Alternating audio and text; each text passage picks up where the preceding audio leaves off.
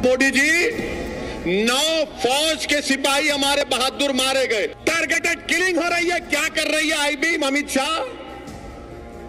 Intelligence क्या कर रहा है? कश्मीर में हथियार आ रहे हैं।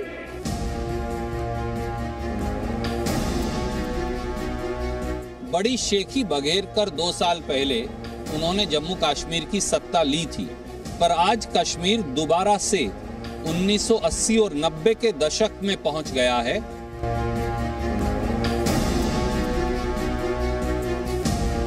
हमें आईएसआई के गेम प्लान पर नहीं खेलना है। जो जहां पर है वो डटा रहे, जो जहां पर है वहां पर मुकाबला करे। सिक्योरिटी फोर्सेस उनके साथ खड़े हैं और मुझे पूरी आशा है कि हम इस आईएसआई के प्लॉट को जल्दी फेल करें।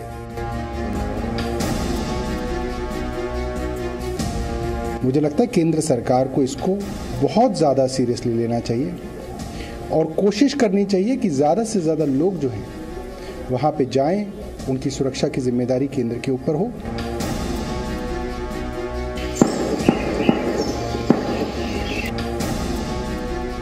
काश हमारी कौम पहले जब पहला कत्ल हुआ था उस वक्त प्रोटेस्ट करती तो शायद आज ये दिन नहीं देखने पड़ते। ये कोई नया हम खेल नहीं देख रहे हैं। आईएसआई के पास वही किताब है, उसी को निकाल के वो ज्यादा दिन नहीं रुकेगा ये। और जिस दिन ये पिस्तौलधारी मरने शुरू होंगे, मैं 100% आपको कह सकता हूं ये चीजें बंद हो जाएगी।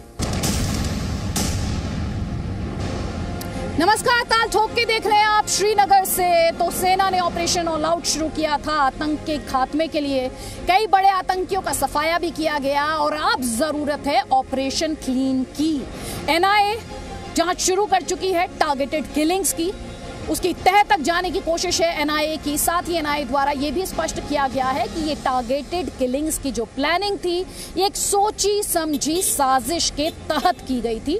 सोची समझी साजिश के तहत ये टारगेटेड किलिंग्स जो हैं वो की गई हैं। आपको अपडेट भी हम दे देते हैं। जनरल एमएम नरवणे जम्मू के दौरे पर जो फॉरवर्ड एरियाज हैं वहां पर वो गए।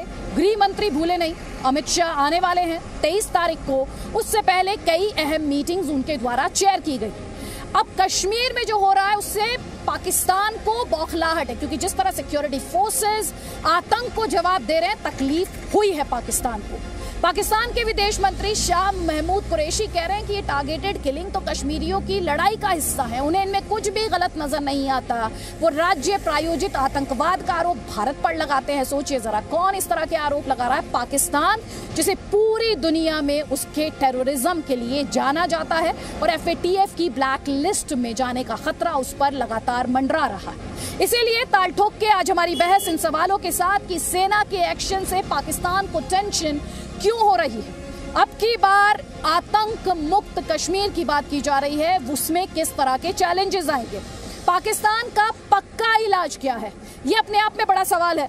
कई खास मेहमान हमारे साथ हैं। बीजेपी का पक्ष रखने के लिए प्रेम शुक्ला हमारे साथ हैं, कश्मीरी एक्टिविस्ट इरफान हफीज लोन हैं, नीलोफर मसूद एनसी की नेता हैं, अर्शप्रीत खादियाल प्रवक्ता हैं कांग्रेस पार्टी के पंजाब से, लेफ्टिनेंट जनरल राकेश शर्मा हमारे साथ हैं डिफेंस एक्सपर्ट के तौर पर, और सुशील पंडित रूट्स इन कश्मीर के को फाउंडर है। मेरा पहला सवाल अर्शप्रीत खादियाल आप ही से है, और सवाल आपसे सिंपल सा ये है कि एक तरफ सिक्योरिटी फोर्सेस और पाकिस्तान की का एक्शन और पाकिस्तान की बौखलाहट समझ में आती है, लेकिन जिस दुश्मन के खिलाफ एक साथ खड़ा होना चाहिए, कांग्रेस पार्टी उसके साथ खड़ी क्यों दिखाई देने लगती है?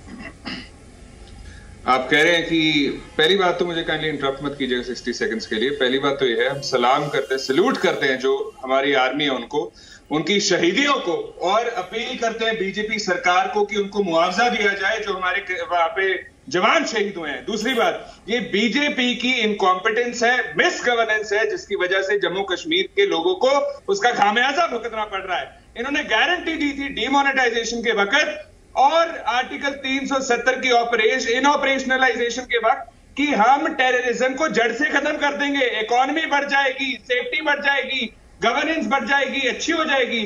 साहब, as of now there is no employment, गरीबी बढ़ चुकी है, वहां पे टेररिज्म बढ़ चुका है, मिलिटेंसी बढ़ चुकी है, जो नॉन लोकल्स है फील नहीं सेव करते, कारपेंटर्स मर रहे हैं, फार्मासिस्ट मर रहे हैं, स्ट्रीट वेंडर्स मर रहे हैं, कश्मीरी पंडित वहां पे सेफ नहीं फील कर रहे। इसका इकलौता कारण है बीजेपी की मिस गवर्नेंस और उनका disregard towards Jammu and Kashmir. उन्होंने कहा था कि हम वर्किंग डे स्कूल के बढ़ा देंगे, वर्किंग डे स्कूल के 30 लग रहे हैं, सिर्फ 30 वर्किंग डे चल रहे हैं वहां पे। सियासत कह रहे इसको, जम्मू कश्मीर पूरा अनसेफ पड़ा है, नहीं आप भाग रहे हैं। मुझे एक बात ठीक है, हाँ आज रातों रात ऐसा हो गया। जिन्होंने वोटों की चोरी की थी 80s में, जब ये टेररिज्म की शुरुआत हुई, उनके साथ आपकी पार्टी क्या कर रही थी?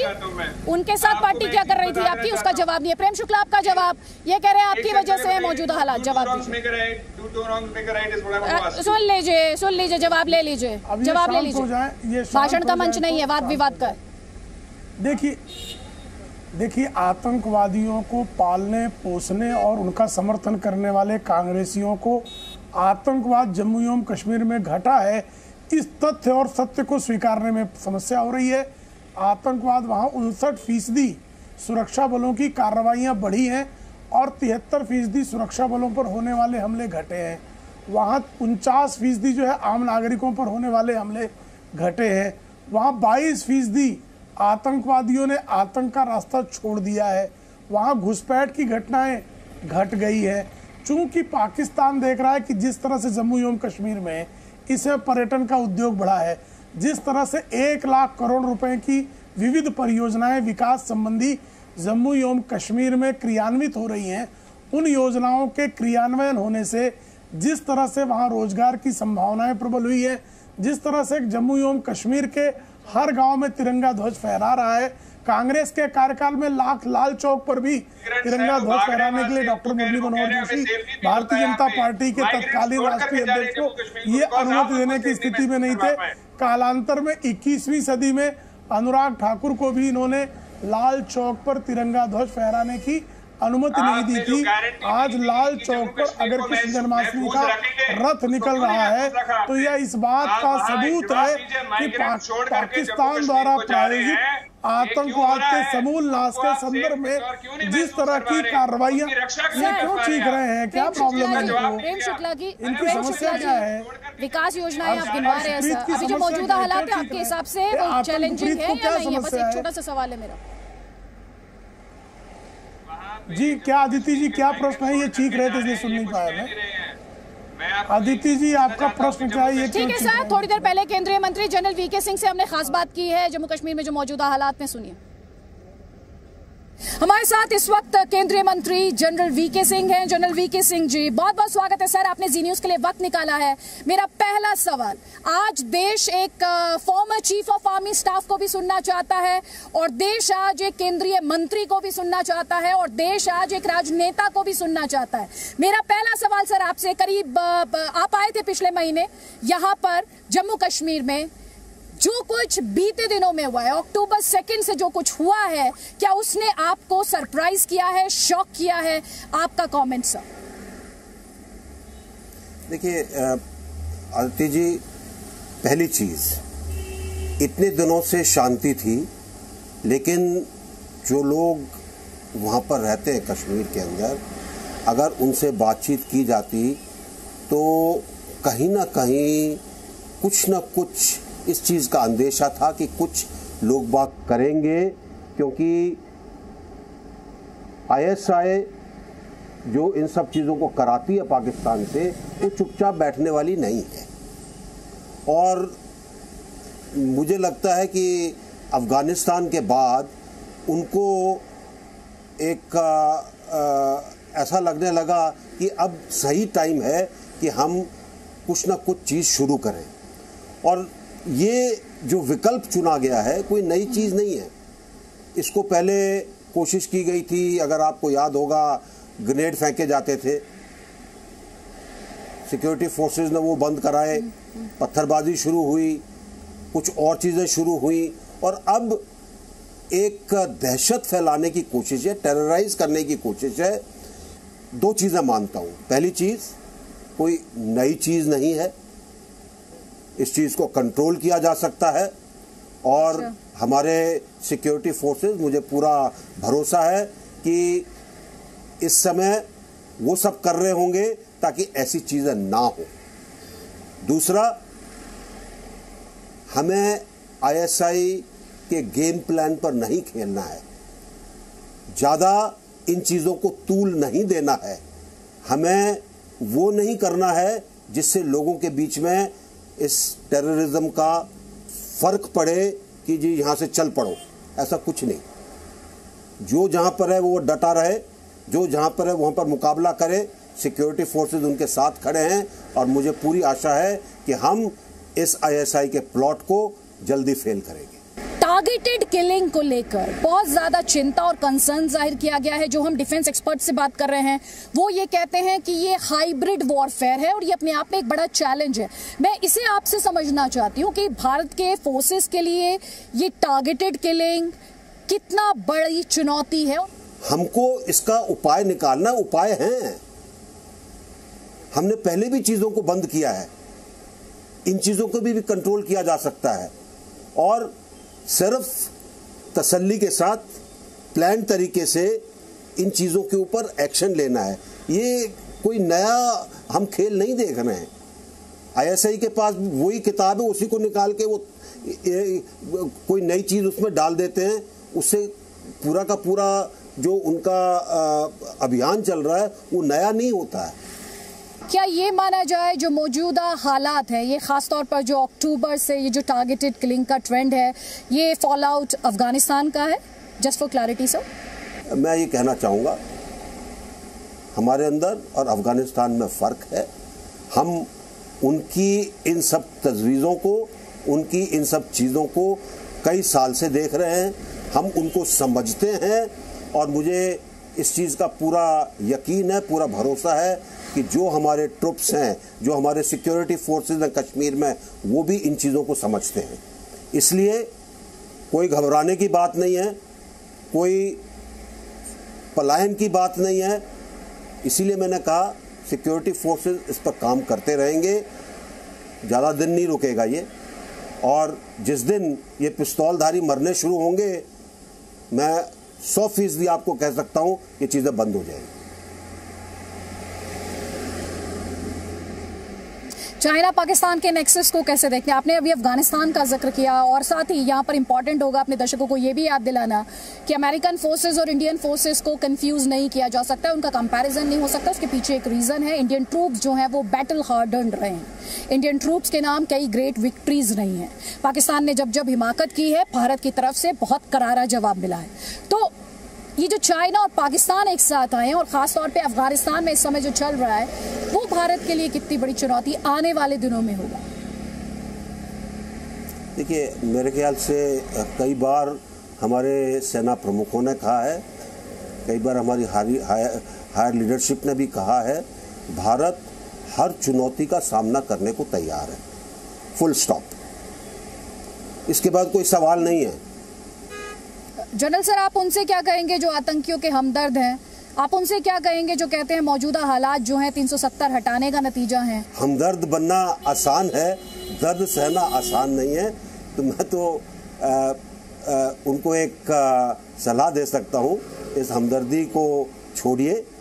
कश्मीर के प्रति, कश्मीरियत के प्रति, कश्मीर की तरक्की के प्रति, कश्मीर के प्रोग्रेस के प्रति, कश्मीर के विकास के प्रति, कश्मीर के आम आदमी की उन्नति के प्रति हमदर्द बनिए।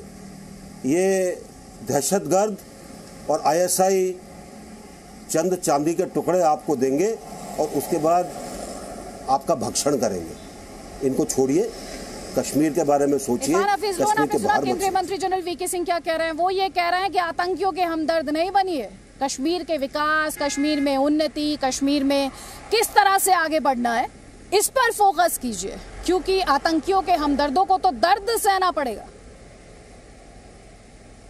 देखिए, मैंने इससे पहले भी आपसे कहा, आज भी यही कह रहा हूं कि हमें इस बात को समझना चाहिए, अगर वाकई ही हम सिंसियर है कि ये खून जो है, ये जो बहता है, हर दिन बहता है, यहाँ पर इंसानियत का कत्ल होता है, अगर इसे हमें रोकना होगा तो उसके लिए बहुत ही आवश्यक है, मैंडेटरी है कि हम एक राजनीतिक हल ढूंढे कश्मीर समस्या का।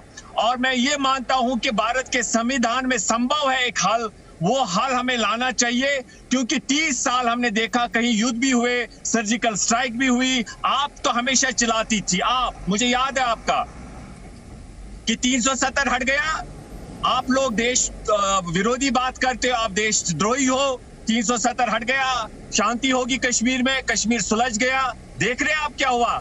तब भी हम आपको कहते थे कि आपको समझना होगा कि कश्मीर को हमें राजनीतिक लेवल पे हल करना होगा, क्योंकि एक मुद्दा है। 370 हट गया तो क्या हुआ? 370 हट गया तो क्या हुआ? पत्थरबाजी बंद हो गई, आतंकी हमले कम हो गए। आप ये बात नहीं करेंगे सर। अब आप बोलिए, आपने अपना प्रोपेगेंडा चला लिया। अक्टूबर 2 के बाद जो टारगेटेड किलिंग हुई उसे लेकर आपके मुंह से एक शब्द नहीं निकला। आतंकियों के खिलाफ आपके मुंह से एक शब्द नहीं निकला। आपके मुंह से आतंकियों के खिलाफ एक शब्द नहीं निकला। आपको 30 है, आपको तकलीफ है कि 370 क्यों हटा दिया? 370 हटा तो मैं तो आपको बता रही हूँ, पत्थरबाजी की घटनाएं ना के बराबर हैं। आतंकी हमलों में जबरदस्त डिप है। अदिति जी सुनिए ना, आप सुनिए, मैं यही कह रहा हूँ, यही तो गोदी मीडिया की प्रॉब्लम है ना। जैसे आप एक वरिष्ठ पत्रकार मानी जाती है, लेकिन आपको भी गोदी मीडिया छोड़ दीजिए, ये गोदी मीडिया छोड़ दीजिए। और ये आप जैसे जो प्रोपेगेंडा चलाते हैं उनकी प्रॉब्लम है। ये आप जैसे जो प्रोपेगेंडा चलाते हैं उनकी प्रॉब्लम है। जिस प्लेटफॉर्म पर बैठे हैं उसकी इज्जत करना सीखिए। जिस प्लेटफॉर्म पर बैठे हैं उसकी इज्जत करना सीखिए। और दूसरी बात, वाद विवाद करना सीखिए।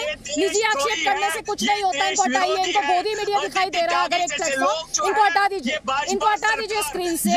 और सुशील पंडित जब तर्कों की कंगाली हो जाती है तो इनके निजी हमले शुरू हो जाते हैं। इन्हें टारगेटेड किलिंग से प्रॉब्लम नहीं है, इन्हें आतंकियों से प्रॉब्लम नहीं है, इन्हें आतंकियों के आकाओं से भी प्रॉब्लम नहीं है। लेकिन जब सवाल पूछे जाए इसे लेकर तो इन्हें उससे प्रॉब्लम है और ये निजी आक्षेप और निजी हमलों पर उतराते हैं। अदिति जी कतई विचलित मत होइए। आप किसके मुंह से देशद्रोही होने का, मुझे हंसी आ रही है। हाँ, ये कैसे कैसे लोग किस पर देशद्रोही होने का आरोप लगा रहे हैं, ये तो हास्यास्पद है। मतलब इरफान हफीज लोन किसी को देशद्रोही करें, मतलब सुन के भी सोच कर भी हंसी आती है। ये दरअसल इनके मन में लड्डू फूट रहे हैं। चाहे कितनी लाशें गिर जाएं, अगर इनको लगता है कि खुद को सही साबित करने का यह एक मौका है तो ये बड़ी खुशी खुशी उसे छीन लेते हैं। इनको लगता है कि आपको, मुझे, इस देश को 370 के बाद ये जतलाने का मौका मिल जाए कि वहां 370 हटाने की वजह से ही स्थितियां बिगड़ी हैं, तो ये इस मौके को नहीं चूकेंगे। ये इन आतंकियों को, जिहादियों को लाख लाख धन्यवाद कहेंगे कि इन्हें चहकने का मौका दिया है। ये इसीलिए चहक रहे हैं। हमारी दिक्कत यह है कि 370 हटाने के बाद यदि दिल जीतने के चक्कर में हम समय और साधन बर्बाद न करते और ऐसे ही लोगों पर जो प्रत्यक्ष पाकिस्तान है, कश्मीर के भीतर है, पनपा जा रहा है, इन पर नकेल कस देते, इनका दाना पानी, इनकी आबो हवा बंद कर देते और छानबीन करते। अदिति जी मैं आपको एक तथ्य दूं, पिछले 10-12 महीनों से कैसो नहीं हुआ है। कैसो यानी कॉर्डन एंड सर्च ऑपरेशन। हथियार बरामद नहीं किए गए हैं, लोगों को घेर कर एनकाउंटर नहीं किया गया है, क्योंकि दिल जीतने की चाहत थी। हमको तय करना पड़ेगा कि वहां जिहाद का सर कुचलना है या जिहाद का दिल जीतना है। और अगर हम इन दोनों विकल्पों के बीच में झूलते रहे, ना एक कर पाएंगे ना दूसरा कर पाएंगे। दूसरे की तो छोड़ ही दीजिए। कितनी देर तक आप ये जहर उगलेंगे नेशनल मीडिया पर? कितनी देर तक आप ये जहर उगलेंगे? दिल को जीतने के लिए आपने किया क्या? आप एक चीज बता दीजिए ना, जो आपने दिलों को जीतने के लिए किया होगा। यहाँ हमारे प्रधानमंत्री हैं, उन्होंने भी कहा दिल से लेकर दिलों की दूरी खत्म करनी है। उस चीज को लेकर आपने किया क्या? कश्मीर राज्य पर नौकरियां छीन ली, इकोनॉमी यहाँ पर कहीं नहीं है, डाउनग्रेडेड हो गई, डिग्रेडेड हो गई है।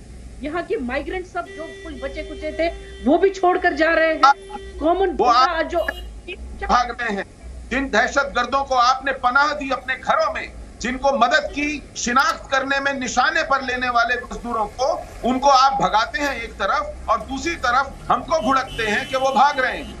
ये तो वही हाल हुआ, चौकीदार पहले कहे चोर से बचिए और बाद में खुद एक तरफ कहते हैं जाते रहो, दूसरी तरफ कहते हैं चोर से चोरी करो। आपने पाला है, पोसा है, उनको जगह दी है, निशाने शिनाख्त कराएं। आप जो बात कह रहे हैं सर, एक सेकंड रुक जाइए। नीलोफर मसूद, टेररिज्म की शुरुआत वैली में कैसे हुई थी मैम?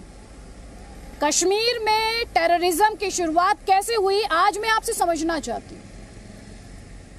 टेररिज्म आप मुझे बता दीजिए कैसे हुई? क्या टारगेट किलिंग को मतलब माइग्रेंटों को निकाल कर यहाँ पर हुई, या किसी कम्युनिस्ट या किसी क्रिमिनल फोर्स के खिलाफ कोई स्टेप उठाने के खिलाफ हुई? नहीं हुई, फील्ड पॉलिसीज की वजह से हुई, जो अभी वो फील्ड पॉलिसीज अभी चल रही है, सिर्फ फील्ड पॉलिसीज की वजह से।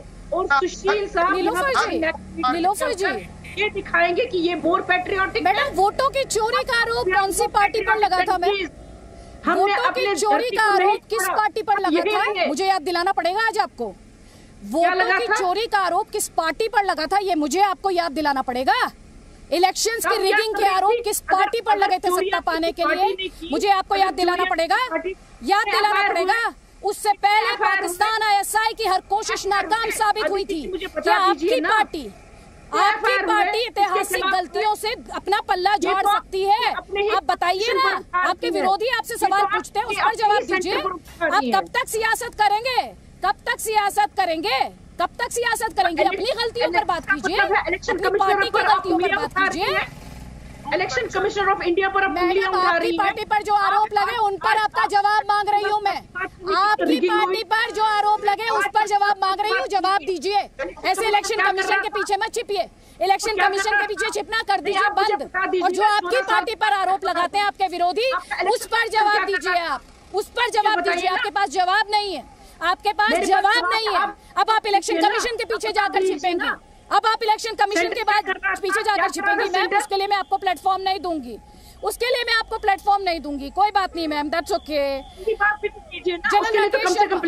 जनरल राकेश शर्मा प्लीज, ऐसे में इतना तेज शोर में बात नहीं कर पाऊंगी मैम, इतना तेज। आप मैम एक रूम के अंदर बैठी है, मैं यहाँ पर जो ग्राउंड रियलिटी है उसे एक्सपीरियंस कर रही हूँ। जो लोगों के सवाल हैं आपके सामने रख रही हूँ, तो आप बौखला उठी है मैडम, कोई बात नहीं। जनरल राकेश शर्मा, ये जो मौजूदा हालात है और जो पाकिस्तान ये कहता है बार बार इस बात को कहता है कि ये तो जब टेररिज्म का खात्मा होता है। Can we have a audio down please? Thank you. General Rakesh Sharma, जब पाकिस्तान ये कहने लगे कि आतंकियों का खात्मा हो रहा है, तो उसे ह्यूमन राइट्स वायलेशन दिखने लगे, उसे सिविलियंस की किलिंग उसमें दिखाई देने लगे, तो ये बताने के लिए काफी कि आतंक के आका कौन है। लेकिन उससे ज्यादा दिक्कत तब है जब दूसरी पार्टियां, विरोधी पार्टियां उसके सुर में सुर मिलाने लग जाए। आप इस सिचुएशन से कैसे काउंटर करेंगे, सिचुएशन से कैसे पार पाएंगे? धन्यवाद आदित्य जी बुलाने के लिए। बात यह है कि अगर आप इस साल में वैली में कश्मीर का और श्रीनगर का एक हिसाब किताब देखें तो लाल चौक ऐसा लगता था जैसे दिल्ली का कोई चांदनी चौक हो। और ऐसे ही देखा जाए तो अगर डल लेक में और शिकारा में और बाकी टूरिज्म में देखा जाए तो एक बहुत महत्वपूर्ण बदलाव देखा गया था इस साल में। और शॉप्स बड़ी थी, वही गाड़ियां बेचने वाली बड़े बड़े शोरूम थे। तो जो भी व्यक्ति इस साल लास्ट 6 महीने में वहां पे श्रीनगर में गया है, वो कह रहे थे कि ये देखा जाए तो इस 2 साल में बहुत बड़ा बदलाव आया है। एक चेंज दिख रहा था, सबको दिख रहा था। इस हालात में ये जरूरी था पाकिस्तान को और ISI को कि उनको इस पे थोड़ा फर्क लाने की कोशिश करें। और ये उन्होंने सोच समझ के किया है। उन्होंने जो टारगेट ढूंढे हैं, जिस टारगेट के ऊपर इस वक्त अटैक किया गया है, जैसे कि उड़ी में इन्फिल्ट्रेशन अटेम्प्ट हुआ, कहीं पे ड्रग्स फेंके गए। पंजाब के चीफ मिनिस्टर ने बोला कि उनकी स्टेट में ड्रोन से हथियार फेंके जाते हैं और ड्रग्स फेंके जाते हैं और एम्यूनिशन फेंका जाता है। ये सब कैसे हो रहा था, ये सारा क्यों हो रहा था? बिकॉज इन जो आतंकवादियों को इस वक्त असले की जरूरत थी, हथियार की जरूरत थी, और उसको जगह जगह से इन्फिल्ट्रेशन के द्वारा या किसी के द्वारा दिया जा रहा था। चीफ मिनिस्टर पंजाब के तो कांग्रेस के थे, वो खुद बोल रहे हैं कि हमारे रोज के हिसाब से हमारे पास डोज पे भेजा जाता है, पाकिस्तान से आता है। कौन भेज रहा था? या ऐसा ही कर रहा था क्योंकि उनको प्लीज को खत्म करने दें। ये वक्त ऐसा है कि हमको अपने सिक्योरिटी फोर्सेस का हाथ को पकड़ने की आवश्यकता है। और इस वक्त सिक्योरिटी फोर्सेस टेस्ट है, वो जो सिचुएशन है इसको कंट्रोल करने के लिए बहुत ज्यादा तत्पर है। और बॉर्डर पे इन्फिल्ट्रेशन रोकने के लिए या टारगेटेड किलिंग्स के लिए या टेररिस्ट ऑपरेशन, जो पुंछ के इलाके में, सुरनकोट के इलाके में एक टेररिस्ट ऑपरेशन चल रहा है जहाँ पे टेररिस्ट को उन्होंने पकड़ा हुआ है। तो ये सब सिक्योरिटी फोर्सेस का इस वक्त सपोर्ट करने की आवश्यकता है। इस वक्त हमको तू मैं करने की आवश्यकता नहीं है, उसका वक्त आएगा, बाद में कर सकते हैं। आज के टाइम पे हमको इस सिचुएशन को यही तो विडंबना है कि अक्सर इसी तरह की चैलेंजिंग कंडीशंस में, आपदा में हमारे सियासी दल मौका ढूंढते हैं अपनी सियासत को चमकाने का। लेकिन प्रेम शुक्ला जी, पाकिस्तान का इलाज क्या है सर? सिक्योरिटी फोर्सेस अपना काम करेंगे, सेना अपना काम करेगी, सिक्योरिटी फोर्सेस अपना काम करेंगे, लेकिन पाकिस्तान का इलाज कैसे होगा? जी देखिए, पाकिस्तान की एक तो चौतरफा राजनयिक घेराबंदी जो भारत ने जबरदस्त की हुई है, दूसरा पाकिस्तान के आतंकी अड्डों को ध्वस्त करना जो हमने बीच के दिनों में किया हमको, और उनके आतंकी अड्डों को, लॉन्च पैड्स को, और जो आतंकवादियों के समर्थक जम्मू एवं कश्मीर में हैं, जो ओवरग्राउंड वर्कर्स हैं, उनके खिलाफ भी कार्रवाई करना, जो उनके समर्थक है उनके खिलाफ भी कार्रवाई करना। तो आतंकी समर्थकों के खिलाफ कार्रवाई करना, आतंकवादियों को मार गिराना, आतंक के अड्डों पर कार्रवाई करना और आतंकवाद के प्रायोजकों की जबरदस्त राजनयिक घेराबंदी करना, यह जो है इस पर भारत सरकार 2014 से लगातार काम कर रही है। इसी का परिणाम है कि आज पाकिस्तान पूरी दुनिया में अस्पृश्य हो गया है। अमेरिका के राष्ट्रपति जो बाइडेन पाकिस्तानी प्रधानमंत्री के टेलीफोन तक नहीं उठाते।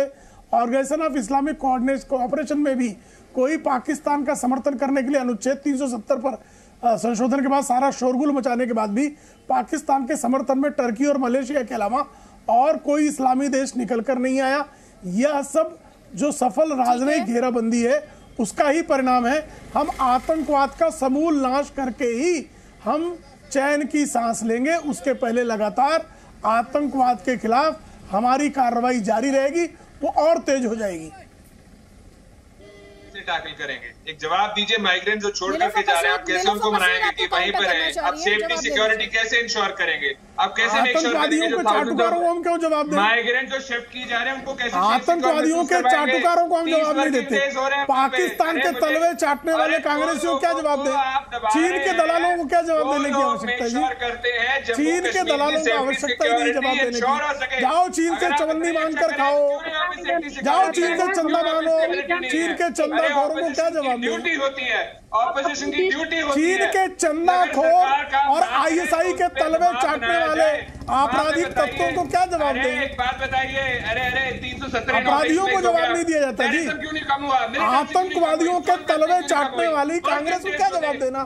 जाओ आतंकवादियों के तलवे चाटो, भागो इधर से, जाओ आतंकवादियों के तलवे चाटो, जाओ राहुल गांधी को भेजो चीन से चंदा मांगे, भागो भगाओ राहुल गांधी को, भागो जाओ चाटो आतंकवादियों के तलवे, आतंकवादियों के तलवे चाटने वाले भागो। तुम्हारा क्या भिंडरा वाले के तलवे चाट रहे हो आजकल तो खालिस्तानियों के तलवे चाट रहे हो।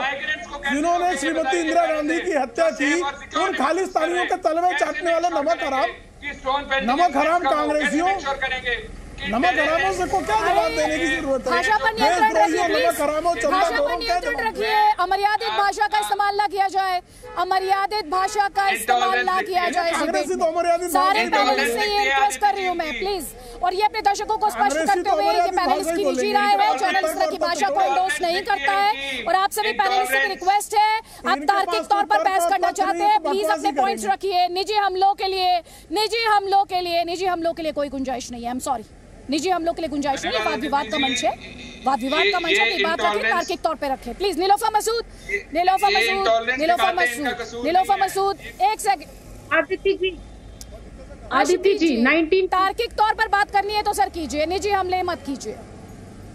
आदित्य जी आप ये बताइए, मैडम आप ये बताइए, अगर आप ऑडियो डाउन न करें, अगर आप टॉलरेंस रखें 20 सेकंड्स आप बात पूरी कर लीजिए।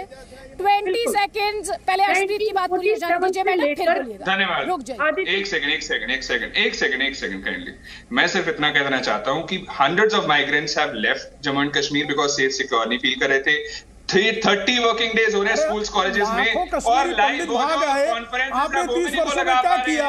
बताओ ना जरा, हर्षदीप सिंह जरा बताओ, लाखों कश्मीरी पंडितों के निर्वासन के बाद आपको शर्म क्यों नहीं आई और उनको फिर से घाटी में पुनर्वासित करने के लिए कांग्रेस ने क्या प्रयास किया? तो बताओ ना, चोरों और डाकुओं को आप समर्थन देने वाले, आतंकवादियों का साथ देने वाले, चीन के चंदाखोरों से मेरी यही अपेक्षा है। तू में वक्त जाया नहीं करते हैं, तू में वक्त जाया नहीं करेंगे।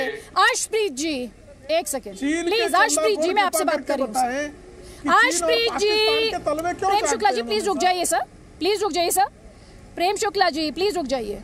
अर्शप्रीत जी सर, आप ग्राउंड पे गए, आपने लोगों से बात की, आपने ये भी कहा कि बड़ी संख्या में मजदूर पलायन कर गए। आपने ग्राउंड पर जाकर बात की है, लोगों से मिले हैं आप? हाँ, आपके पास कोई रिपोर्ट आई है? हाँ बिल्कुल आई है। किससे मिले हैं सर? लोगों से मिला हूं, जम्मू कश्मीर को, और किसको मिलूंगा? बिहार के लोगों को, उत्तर प्रदेश के जो नॉन लोकल मिल करके आए हैं, जम्मू कश्मीर में मिल करके आए हैं। कहाँ पर मिलकर आए हैं सर? आप बिहार के लोगों से मिलकर आ गए, आप इतने सारे राज्यों के लोगों से मिलकर आ गए, पहलगाम में मिलकर के कब विजिट किया सर? एक सेकेंड, कब विजिट किया आपने सर? कब विजिट किया आपने? परसों विजिट किया आपने सर? परसों आपने विजिट किया, परसों विजिट किया। आप कहाँ गए थे सर? प्लीज एक सेकेंड, आप उत्तेजित मत होइए ना, आप उत्तेजित मत होइए अर्शप्रीत जी, आप उत्तेजित मत हुई है। आपसे मैं आराम से बात करी हूँ, वाद विवाद कीजिए मेरे साथ, मेरे सवालों का जवाब दीजिए, क्योंकि आप जहाँ मिलकर आए हैं मैं भी वहाँ मिलकर आई हूँ। इस बात से कोई इनकार नहीं कर रहा कि इस वक्त डर और दहशत प्रवासी मजदूरों में है, लेकिन ये प्रोपेगेंडा मत चलाइए कि हजारों की संख्या में, बड़ी संख्या में मजदूरों ने पलायन किया। इनके एक सेकेंड, मैं इस तरह से बात नहीं कर पाऊंगी। मैं अपने दर्शकों को यहाँ पर स्पष्ट करना चाहती हूँ, इस तरह के प्रोपेगेंडा पर आपको भरोसा नहीं करना है, सेंसेशनलाइजेशन पर भरोसा नहीं करना है। जो राजनीतिक रोटियां सेकने की कोशिश कर रहे हैं उन पर भरोसा मत कीजिए, क्योंकि इसके पीछे एक बड़ी वजह ये है कि दिवाली का त्योहार है। मैं खुद उन स्टैंड्स पर गई हूँ जनाब अर्शप्रीत जी, आपके चिल्लाने से कुछ नहीं होगा। मैं खुद उन स्टैंड्स पर गई हूँ जहां पर ये लेबरर्स मौजूद थे, उनमें से कुछ का पहले से ही जाने का प्लान था। तो प्लीज हर नंबर को, हर मजदूर जो यहां से जा रहा है उसे डर और दहशत से मत जोड़िए।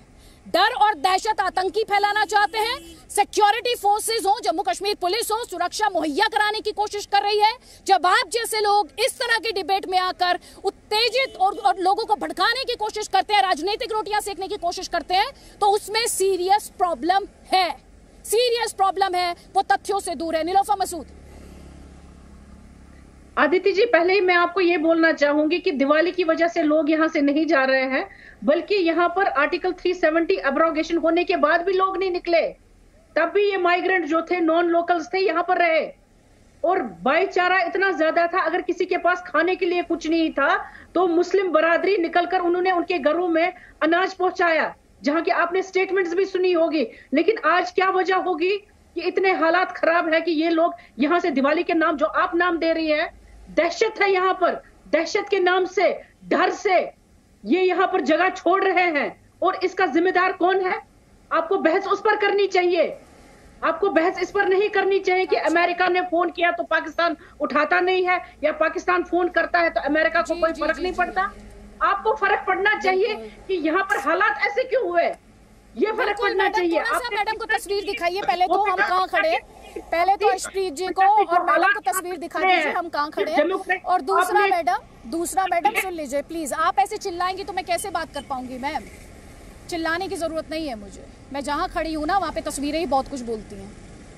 आप भी बाहर निकल के थोड़ा सा देखिए मैम, आप भी थोड़ा निकलिए। डर और दहशत के माहौल में भी टूरिस्ट बड़ी संख्या में यहाँ पर डटे हुए हैं और बड़ी संख्या में है, ये भी बहुत कुछ कहता है। लेकिन इस बात को स्पष्ट करते हुए कि आतंकियों की कोशिश है डर और दहशत का माहौल बनाने की, टारगेटेड किलिंग के माध्यम से। क्योंकि मेरे पास कोई पॉलिटिकल एजेंडा नहीं है, क्योंकि मुझे प्रोपेगेंडा नहीं करना है, तो शायद ये तस्वीरें और यहाँ पर जो लोग आए हैं या जो लोग मौजूद हैं उनकी बात मैं आपसे कर पा रही हूँ, क्योंकि ग्राउंड रियलिटी को पूरे तरीके से 100% आप तक पहुँचाना, यही हमारी कोशिश अपने इस ब्रॉडकास्ट में है। तो यहाँ पर सुशील पंडित आपको काउंटर करना चाह रहे थे। सुशील पंडित जी, किस तरह से जो आतंकी करना चाहते हैं, कुछ पार्टियों के नेता वही नैरेटिव आगे बढ़ाना चाहते हैं, और यही अपने आप में सीरियस सवाल खड़े करता है। और मैडम सुन लीजिए नीलोफर मसूद, बावजूद आपने हिंदू मुस्लिम किया अभी इस डिस्कशन में, आपने अभी हिंदू मुस्लिम किया इस डिस्कशन में, हिंदू मुस्लिम किया, आपने कहा मुस्लिमों ने ये किया मैडम, मुस्लिमों ने वो किया मैडम, आपने हिंदू मुस्लिम किया और फिर आप ये भूल गई, मैडम आप क्या बोल रही है मैं नहीं सुन पा रही हूँ, मैं नहीं सुन पा रही हूँ, आप कुछ भी बोलेंगी और बोलकर चली जाएंगी, ये मेरी जवाबदेही उसके लिए नहीं है, उसके लिए मेरी जवाबदेही नहीं है। लेकिन आप फिर अगर आप मुस्लिम की बात कर रही है मैम, तो 1990 में जब कश्मीरी पंडितों का पलायन हुआ था, उससे पहले जो कश्मीरी पंडितों का पलायन हुआ उस पर बोलिएगा। सुशील पंडित की आवाज प्लीज, सुशील पंडित की आवाज प्लीज। अदिति, जब 370 को निरस्त किया गया, उसके कम से कम 1 साल तक एक भी निहत्था निर्दोष नागरिक कश्मीर में नहीं मारा गया। उसका एक कारण, सबसे बड़ा कारण यह था कि इनको उकसाने वाले, इनको खाद पानी देने वाले, इनको रास्ते दिखाने वाले नजरबंद थे। जैसे ही ये नजरबंद लोग छोड़े जाने लगे और इनकी आवभगत होने लगी, इन लोगों ने उकसाना शुरू कर दिया है। इन लोगों ने पुनः लोगों को लामबंद करके निशाने पर बेकसूर लोगों को लेना शुरू कर दिया है। आज आप इनके सरगनाओं को फिर से नजरबंद करेंगे, कश्मीर में शांति आ जाएगी। जब से महबूबा मुफ्ती, फारूक अब्दुल्ला, लोन, सोज, ये सब के सब बाहर निकले हैं, इन्होंने पूरे नेटवर्क को दोबारा से रिवाइव किया है और दोबारा से कश्मीर को बिगाड़ने की स्थिति में लाकर आज आंखें दिखा दिखाकर, हाथ नचा नचाकर इस देश को बता रहे हैं कि 370 हटाने की कीमत चुकानी पड़ेगी। ये कुल मिला के इसका कारण है। इन लोगों के दिल जीतने के चक्कर में हम बेकसूर लोग मरवा रहे हैं। ठीक है, पहले मैं प्रेम शुक्ला का काउंटर लेती हूँ, उसके बाद जनरल राकेश शर्मा को फोन दूंगी। प्लीज जल्दी जल्दी। हमारे जवान शहादत दे रहे थे, बीजेपी से प्रेम शुक्ला जी, मोदी साहब नवाज शरीफ के गले क्यों लगे? मोदी नवाज शरीफ के गले क्यों लगे जब हमारे जवान शहादत देते थे? प्रेम शुक्ला जी, प्रेम शुक्ला जी, आदित्य जी, ये कौन चिल्ला रहा है? क्यों चिल्ला रहा है? ये कोई और चिल्ला रहा है, कांग्रेसी कोलाहल मचा रहा है। जवाब जरा इनको शांत कराइए। आपसे जो सुशील पंडित ने कहा उस पर आपका जवाब सर। मुझे बोलने का अवसर तो दीजिए, कांग्रेसी कोलाहल में कैसे बोले? कहा सुशील पंडित जी ने, उस पर जरा इनको शांत कराइए। उन्होंने जवाब दे दीजिए। मैं सुशील पंडित जी से सहमत हूँ। जब भी आतंकवाद को अगर पूरी तरह से समाप्त करना है तो आतंकवादियों के चीयर लीडर्स के खिलाफ भी कार्रवाई आवश्यक है। अभी आप ही के डिबेट में आतंकवाद को लगातार समर्थन देने का कार्य कांग्रेस का प्रवक्ता भी कर रहा है, एनसी का प्रवक्ता भी कर रहा है, और यहाँ लोन तो करने ही करने वाले हैं। लोन से आप और कोई अपेक्षा नहीं कर सकते। ये सत्य है कि जो वहाँ के सियासी दल हैं, जो खुद को मेन स्ट्रीम कहलाते हैं, वो लगातार आतंकवाद की खेती करते हैं। आतंकी युवकों को भटका हुआ युवक बताकर उनको बचाने का प्रयास करते हैं। वहां पर सारे ओवरग्राउंड वर्कर्स पर भी कार्रवाई सुनिश्चित होना आवश्यक है। और जम्मू एवं कश्मीर में आतंकवाद के समूल नाश के लिए सरकार कृत संकल्प है। जो भी आवश्यकता होगी, जो भी आवश्यक कदम होंगे, वो सरकार उठाएगी। ठीक है, जनरल राकेश शर्मा, ये जो सवाल अभी सुशील पंडित जी ने उठाया, आप उस सवाल को, उस सवाल पर आप किस तरह से रिस्पॉन्ड करेंगे? और डिफेंस फोर्सेस के लिहाज से, सिक्योरिटी फोर्सेस के लिहाज से बात की जाए तो भारत का रिस्पॉन्स क्या होना चाहिए, ये देखते हुए कि पाकिस्तान स्पॉन्सर्ड टेररिज्म है? आप उस पे जवाब दे बनिए। जो यहाँ पर निर्दोष लोग मर रहे हैं, जो 1990 जैसे हालात हुए हैं, निर्दोष लोगों की हत्या हो रही है, निर्दोष लोग मारे जा रहे हैं, निर्दोष लोग मर नहीं रहे हैं, मारे जा रहे हैं, निर्दोष लोग मारे जा रहे हैं आतंकियों द्वारा। आप करेज दिखाइए, हौसला दिखाइए आतंकियों के खिलाफ बोलने का। इरफान हफीज लोग, आप हौसला दिखाइए आतंकियों के, आकाओं के खिलाफ बोलने का हौसला, प्लीज। ठीक है, जनरल राकेश जी कुछ बोलिए। हम आतंकवाद के समर्थक नहीं है, आपको ये समझनी चाहिए बात। हम जो बात करते हैं संविधान के दायरे में करते हैं, और जो बीजेपी के खिलाफ बोलेगा, उनकी नीति के खिलाफ बोलेगा, वो देश विरोधी नहीं हो सकता है। उससे आप आतंक समर्थक नहीं कह सकते हैं। हम आपसे जवाब नहीं चाहना चाहेंगे। 370 हटने के बाद चीन ने हमला किया, नेपाल ने हमारी धरती को अपनी धरती बनाई, संयुक्त राष्ट्र में कश्मीर पे चर्चा हुई। इनका सवाल आपसे है, जवाब आपका। देखिए, चीन हमारी धरती पर हमला करने की औकात नहीं रखता। एक बात, नेपाल हमारी धरती कब्जा नहीं कर सकता। इरफान हफीज लोन को समस्या है कि वहां पर आतंकवाद का समूल नाश हो रहा है। पाकिस्तान अब इनको टुकड़े नहीं फेंक पा रहा है। जो पाकिस्तान के टुकड़े पर पलते थे, आज उनको जो फंडिंग होती थी प्रवर्तन निदेशालय ने उस फंडिंग को रोका है। एनआईए ने बहुत सारी गिरफ्तारियां की है। आतंकवादियों को समूल नाश किए जाने की प्रक्रिया चल रही है। घुसपैठ थम गई है। इसलिए जो आतंकवाद के समर्थक थे, जो आतंकवाद की खेती करते थे, ऐसे आतंकवाद की खेती करने वाले खेतिहरों को पीड़ा है, वो पीड़ा रहेगी। जी जनरल राकेश शर्मा, जल्दी से सर आपका कमेंट। जो आपसे मैं सवाल पूछ रही थी उस पर जवाब सर। अदिति जी, हम सब पेट्रियोटिक इंडियंस हैं और हम लोगों को अपने देश से बहुत प्यार है। जो आपके चैनल पर सभी हैं, सबको देश से प्यार है। और ये क्या इस वक्त ऐसा एंजाइटी का एटमॉस्फेयर क्रिएट करना सही बात नहीं है। हमको इस वक्त चाहिए कि उनको हम सपोर्ट करें, अपने जम्मू एंड कश्मीर की स्टेट को, उनके लोगों को। और उसमें कोई हिंदू मुस्लिम की बात नहीं है, उसमें कोई माइग्रेंट की बात नहीं है, हम सब एक हैं। और इस वक्त ऐसा वातावरण पैदा करना जिसमें कि एक दूसरे के कीचड़ उछालना ही मेरे को बिल्कुल अच्छा नहीं लगता है। बिकॉज वहां पे लोग, लाखों की तादाद में लोग रहते हैं, हमारे भाई बंधु रहते हैं, हमारे सोल्जर्स हैं, हमारे लोग हैं। दहशत का वातावरण क्रिएट किया जा रहा है और उसको कंट्रोल करने की आवश्यकता है। अगर आप हर साल को देखें तो अक्टूबर नवंबर के महीने में ये पास बंद होने से पहले, जब बर्फ पड़नी शुरू होती है, पास बंद हो जाते हैं, इन्फिल्ट्रेशन खत्म हो जाता है। और दूसरा एप्पल सेब का सीजन है, वो खत्म हो जाता है। जो मंडी, बड़ी बड़ी मंडीज है, सोपोर में, शोपिया में मंडी बंद हो जाती है बिकॉज एप्पल सब पैक होकर चले गए। तो उस टाइम पे दहशत का एक वातावरण पैदा करने की हर साल कोशिश की जाती है। ये अक्टूबर नवंबर के महीने में ऐसा होता है।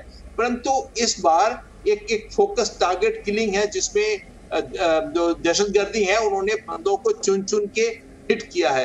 ये एक पहले भी हुआ है 80s में, 90s में, और ये वही चीज करने की कोशिश की जा रही है। हमको इसको अरेस्ट करना, इसको रोकना है, इस चीज को आगे बढ़ावा नहीं देना है। हमको ये बोलना नहीं है कि ये हिंदू है, ये पुराना है, 1987 में क्या हुआ, 1990 में क्या हुआ, जो हुआ सो हुआ। ये आज की बात कर रहे हैं। आज की बात एक जम्मू एंड कश्मीर में एक चेंज आने की कोशिश की गई 2 सालों में। जो लोग, हम तो बाय स्टैंडर्ड्स हैं।